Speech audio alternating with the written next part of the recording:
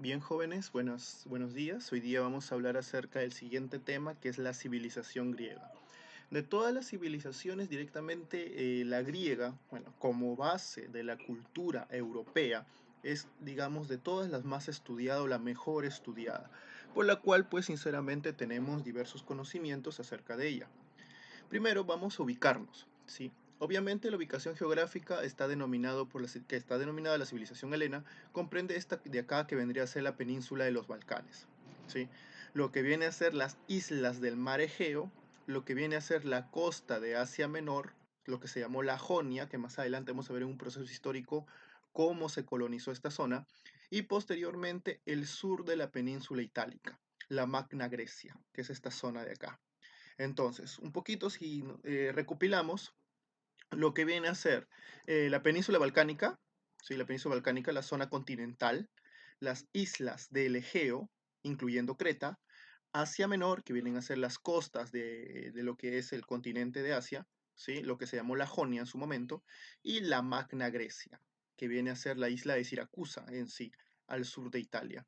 Interesante porque la Magna Grecia luego sería la cultura que daría, digamos, las bases o el cimiento para el nacimiento de Roma, que se ubicaría más al norte, ¿sí? Pero digamos que estas culturas terminan, digamos, consolidándose más adelante y la romana termina pues asimilando toda la expansión de la griega. Entonces tenemos toda esta ubicación geográfica. La Grecia continental, la Magna Grecia, la Grecia insular y la Grecia jónica, ¿sí? Ahora bien, seguimos. El primer periodo se le va a conocer como el periodo de la civilización minoica. Minoica, ¿por qué? Porque para estudiar esta parte de la historia, el arqueólogo que se va a encargar de ellos es Sir Arthur Evans. Y este personaje se va a fundamentar específicamente en el mito de Minos. Sí, entonces fundamentándose en el mito de Minos, él va a decir que digamos, la antigüedad o de repente la civilización más antigua se iba a encontrar en esta isla, en la isla de Creta. Sí. Ahora, se le llama civilizaciones prehelénicas por el simple hecho de que todavía no están consolidadas como las polis. Sí, todavía son anteriores a ellas. Entonces, acá, si hablamos de la civilización minoica que se va a desarrollar de 2500 a 1500, pues el centro principal va a estar en el Palacio de Conosos. Otros palacios van a ser Faestos, Aigatriada, etc. ¿Dónde se va a ubicar esta civilización? En Creta. Ahora, esta civilización es una civilización que se va a fundamentar mucho en el comercio marítimo, ¿sí? Por eso se le llama la talasocracia, es decir, el poder basado en el dominio comercial. Grandes comerciantes van a tener, digamos, un aporte muy importante y sobre todo un poder político muy fuerte en esta zona. Ahora, se han encontrado, como ves acá, un modelo de la ciudad, castillos muy lujosos, majestuosos, frisos, en donde se observa por primera vez la tauromaquia, ¿sí? Lo que es este espectáculo a través de los toros. Claro de que acá pues no era tanto, que te digo de repente, un concepto moderno, ¿no? Sino que se fundamentaba en que el personaje que tenía que saltar sobre los toros.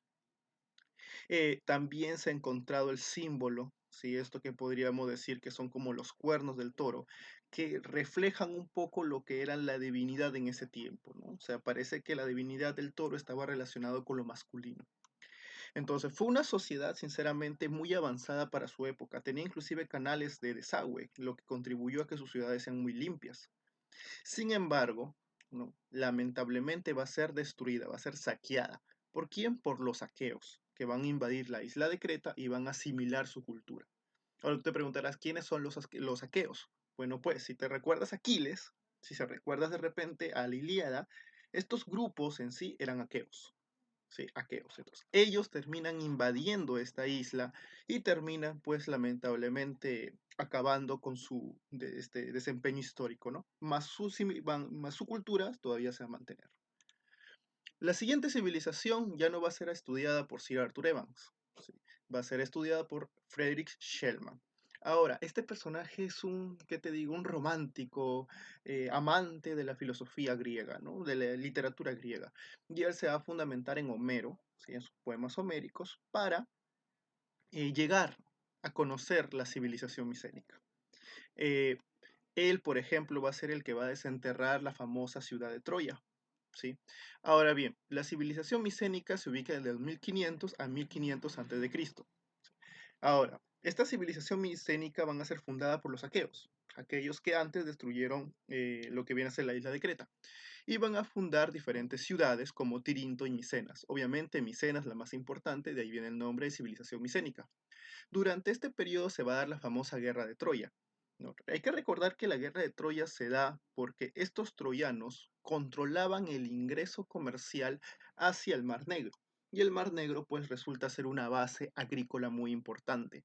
Entonces al convertirse de repente en una especie de puerto, ¿no? De puerto comercial para la entrada a este lugar, genera la ambición por parte de estos aqueos. ¿Sí? Acá dice bien claro que los aqueos terminan destruyendo Roma, que se ubica en la actual Turquía. Y lamentablemente esta civilización más adelante va a terminar siendo también saqueada, invadida por dorios, de los cuales más adelante aparecen los espartanos, jonios, de los cuales más adelante va a aparecer los atenienses, y eolios, de los cuales serían más adelante descendientes de los macedónicos. Entonces ellos terminan invadiendo a los aqueos y grandes ciudades terminan siendo pues destruidas. Acá vemos un modelo, por ejemplo, de lo que era Micenas, ¿no? Esto de acá es la máscara de Agamenón y su tumba la encontramos en esta imagen de acá. Entonces, Enrique Shellman es muy importante porque él termina descubriendo la ciudad de Troya y también termina descubriendo lo que viene a ser la tumba de Agamenón. Entonces, esta civilización es la civilización clásica que aparece Homero, ¿no? Que Homero redacta en la Ilíada, ¿no? Donde tú ves a un Ulises, donde tú ves a un Aquiles, a un Agamenón, a un Menelao. Ya, esta es la civilización micénica. Acá, en esta parte de la historia nos encontramos. Pero al ser saqueados va a empezar otra parte diferente de la historia. Y acá ya damos inicio a la civilización helena. ¿Sí? Hay que tener en cuenta, de acuerdo a lo que hemos dicho antes, que el origen histórico de los griegos se encuentra en cuatro tribus: los aqueos, ¿no? Los que antes saquearon Creta, los jonios, los dorios y los eolios, que terminaron saqueando a los aqueos. ¿Sí? Entonces, de estos cuatro grupos sintetizados van a aparecer los modernos griegos. Políticamente están divididos en cuatro estados, en ciudades-estado independientes, lo que se vayan a llamar polis. Ahora, estas polis pues van a tener primero un criterio diferencial de la otra fundamentándose en la religión, al igual que ya lo hemos estudiado en su momento en Sumeria o también en Egipto. Entonces, son ciudades independientes que van a estar relacionados o van a estar vinculados a través de una deidad. Hay que recordar una cosa, hay que recordar que también lo que contribuyó mucho a que sean pueblos independientes es su geografía.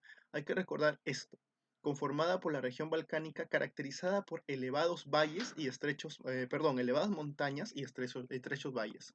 ¿Qué significa eso? Que la geografía de Grecia continental es una geografía muy abrupta, es una geografía completamente muy difícil, llena de montañas, pequeños valles. Entonces, esto va a contribuir a que cada pueblo tenga una diferencia muy marcada de otro, muy marcada de otro. Siempre, cada vez que un lugar geográfico sea más abrupto, menos unidad política se puede encontrar ahí. Entonces, eso es lo que sucede en Grecia, sinceramente. Ah, y eso sí, lo único que a ellos de repente les daba una identidad de ser considerado helenos, ¿sí? Es el hecho de que compartían los mismos dioses olímpicos. O sea, justamente los dioses olímpicos o las famosas Juegos Olímpicos unificaba a estas polis para que pudieran desarrollarse o competir entre ellas. Era de repente el único criterio de identidad, pero un criterio de identidad solamente basado a través de estos juegos. De ahí en lo demás, siempre rivalizaban, siempre rivalizaban.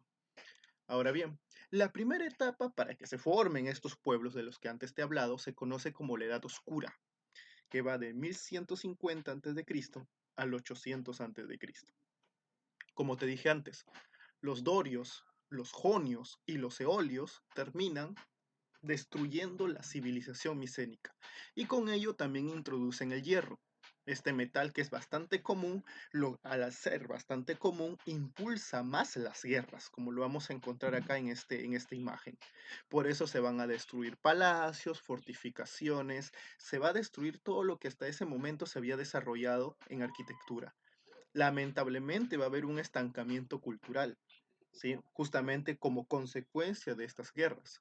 Y estas guerras van a contribuir a que la población empiece a buscar diferentes lugares donde asentarse, ya que encuentran que las ciudades pues ya no son nada seguras. Entonces hay un conjunto de migraciones internas dentro de lo que viene a ser la península continental o la zona de la Grecia continental. ¿Sí? Ahora, un personaje muy importante de la Edad Oscura es Homero.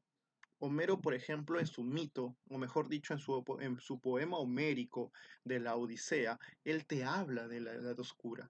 Hay una diferencia muy marcada entre la sociedad de Ulises en Ítaca y la sociedad, por ejemplo, de Aquiles en Troya. En el caso de Troya, era mucho más, ¿qué te digo? Eh, Mucho más abundante la riqueza. En el caso de Ulises no, es muy pobre. No se dice que Homero vivió en esta época de la oscura y él escribe la Ilíada para recordar esos tiempos dorados de la ciudad o de la civilización micénica, ¿no? Ahora bien, justamente esta dispersión de la población va a conllevar una consecuencia posterior. Aparece lo que se conoce como la Grecia arcaica, del 800 a.C. al 490 a.C. Se van a dar la formación de las polis. Como te decía, la población está en constante migración. Al estar en constante migración se van a asentar en diferentes lugares, en diferentes ciudades, bueno, más adelante serían ciudades, y van a formar comunidades autónomas, autosuficientes y a menudo rivales, ¿no? O sea, se van a enfrentar entre ellas. Lo que le va a dar unidad a estas polis, como te decía antes, es la religión y a la vez el idioma. Pero también empieza la expansión griega, colonización del Mediterráneo, y para eso van a haber dos focos. ¿Sí? El primer foco de expansión va a ser hacia, justamente valga la redundancia, Asia Menor. Pueblos directamente, principalmente de Atenas, de la zona ática, van a dirigirse, van a cruzar el mar Egeo y van a comenzar a fundar diferentes ciudades dentro de lo que viene a ser Asia Menor. Y por otra parte, pueblos que pertenecen a la zona del Peloponeso van a cruzar lo que viene a ser el mar Mediterráneo y van a fundar ciudades en la Magna Grecia. Entonces vamos a tener estas dos colonias, la Magna Grecia y el Asia Menor, ¿no? La zona de la Jonia y la zona de la Magna Grecia. Ahora bien, entonces se va a dar la expansión y la colonización del Mediterráneo durante la época arcaica. Posteriormente, esta época arcaica, ¿no? Las colonias van a servir como base de alimentos para la famosa metrópoli, ¿no? Por ejemplo, Atenas va, digamos, a recibir alimentos desde la zona jónica y Peloponeso y también Macedonia va a recibir también lo que vienen a ser insumos desde la zona de la Magna Grecia. Con eso, al aumentar el número digamos, de alimentos y al reducir la población en cada una de estas ciudades, va a comenzar a existir un mayor desarrollo cultural de cada una de ellas. Por eso es que posteriormente viene la época de la Grecia clásica, del 490 a.C. al 323. ¿No? Es el gran apogeo de las polis, ¿no? Acá tienes lo que es Atenas, la Acrópolis de Atenas y la Acrópolis de Esparta. ¿Sí? Representan los modelos de gobierno y sociedad, cada uno de manera diferenciada. Es el máximo esplendor de las artes, las ciencias, la vida política y económica de estas polis, de las cuales más adelante vamos a tener que hablar. Ahora bien, lo primero que vamos a hablar es de Atenas. Obviamente Atenas, el origen van a ser los jonios, donde se van a ubicar en la zona ática. ¿Sí? La zona ática, como lo vemos en esta imagen, ¿sí? Se encuentra en esta zona de acá. Esta zona de acá se le conoce como la zona ática. Y acá se va a encontrar Atenas. Acá está inclusive su pequeño puntito que dice Atenas. Esa es la zona ática. Ahora bien, la economía va a ser el comercio marítimo. Por eso te das cuenta que en esta imagen de acá, la cercanía al mar contribuyó a que Atenas sea una sociedad muy abierta de pensamiento. E inclusive desarrollar lo que viene a ser la democracia fue una experiencia cultural que ellos compartieron con diferentes civilizaciones. No solamente estamos hablando de civilizaciones europeas, sino también asiáticas, ¿no? Entonces, Justamente se va a dar ese esplendor de Atenas. La organización social va a estar fundamentada en tres grupos. Los eupátridas, ¿no? Que son ciudadanos varones con derechos políticos, es decir, tienen participación política, derecho al voto. Los metecos, que eran extranjeros, libres, sin derecho a la ciudadanía, por ejemplo, comerciantes que iban de una ciudad a otra para comenzar a negociar sus productos. Y los esclavos, que existían de dos formas, unos que eran de propiedad del Estado y otros que eran o pertenecían a cada persona, no eran dueños, o, digamos, bienes de cada persona, ¿no? Que eran los particulares. Ahora, si hablamos de legisladores, bueno, hay varios. Sin embargo, el más importante que vamos a encontrar acá es Solón, sí que va a organizar la talasocracia, es decir, una división de la sociedad ateniense de acuerdo a los ingresos económicos de cada una de ellas. ¿Sí? Dracón, que va a establecer el código severo para la justicia, y Clístenes, que va a ser el sistema de isotemia, es decir, digamos, podríamos decir un sistema de igualdad entre lo que viene a ser todos los griegos, todos los atenienses, principalmente atenienses. No apliquemos mucho el término griegos. Ahora bien, acá tenemos una imagen correspondiente a cada uno de ellos. Acá tenemos a Solón. El máximo representante, ¿sí? Va a ser Solón. O sea, el símbolo de legislación en Atenas, Solón. Ahora bien, dentro de la organización política tenemos a los arcontados, que son los ministros, que obviamente van a ser elegidos por el pueblo, y a los eliastas, que son los jueces populares, que se van a encargar de desarrollar la justicia. Y por otra parte tenemos dos asambleas, la bule, que van a elaborar las leyes, y la eclesía, que es la asamblea de los ciudadanos, con donde comúnmente se hablaba de cualquier tema relacionado con el Estado, con la organización de la ciudad, etc. Por el otro lado tenemos Esparta, ¿no? Esparta obviamente su origen van a ser los dorios. La ubicación va a ser la península del Peloponeso, que la vamos a encontrar en esta parte. Esta va a ser la península del Peloponeso. Si te das cuenta, Esparta está muy alejada de la costa, por lo tanto no va a tener comercio marítimo, sino va a tener comercio netamente agropecuario. Su actividad económica va a estar fundamentada en la agricultura. Sin embargo, te podría decir de que ellos nunca sembraban las tierras, lo sembraban los esclavos. Ahora, si hablamos de la organización social, están los oimoi, o los homoioi, como se dice, son ciudadanos varones que se ocupan del gobierno y la defensa del Estado. ¿Sí? Varones y se ocupan de la defensa del Estado. Ella te da una característica que es netamente militar. Los periecos, que son hombres libres, pero no tenían derechos ciudadanos, ¿no? Algo así como los metecos en Grecia, o en Atenas, perdón. Y los ilotas, que constituían la mano de obra del Estado, eran propiedad de la ciudad. Los ilotas en sí eran otro pueblo aparte, pero los espartanos, al vencerlos, ellos se terminan convirtiendo en los esclavos de los espartanos. Entonces, un espartano no trabajaba su tierra, quien trabajaba su tierra era un ilota, ¿sí? El espartano durante toda su vida se preparaba para la guerra. O sea, desde pequeño ya se preparaba para la guerra. Entonces, no tenía la necesidad de trabajar las tierras. Acá, si hablamos de legisladores, pues vamos a tener que hablar de Licurgo, ¿no? Que fue el legislador espartano más importante por sus reformas militares. Entonces, muchachos, estas dos civilizaciones, estas dos grandes ciudades, perdón, me estaba olvidando de algo, la organización política de los espartanos.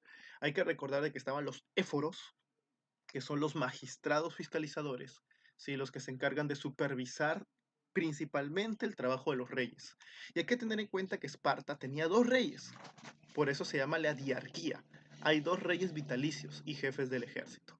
Si hablamos de asambleas, hay dos asambleas. La Jerusia, ¿sí? Que van a ser los que dictan y modifican las leyes, y la Peya, que es la Asamblea General de Ciudadanos. Entonces, hay una asamblea que es de manera legislativa y otra que es de manera popular, por decirlo así.